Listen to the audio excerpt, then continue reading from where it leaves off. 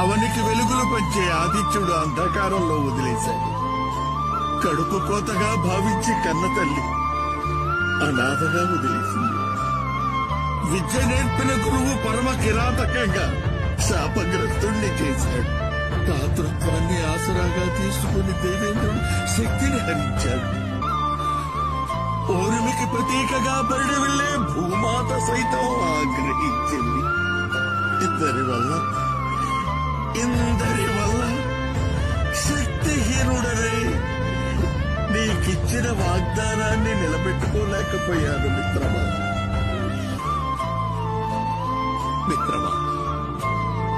నీ దయ ముందురా జీవితమంతా. ఈ జన్మకే కాదు హితుడా, జన్మ జన్మలకే ఈ రాధేయుడు నీ విధేయుడే మిత్రమా. ఆఖరి శ్వాస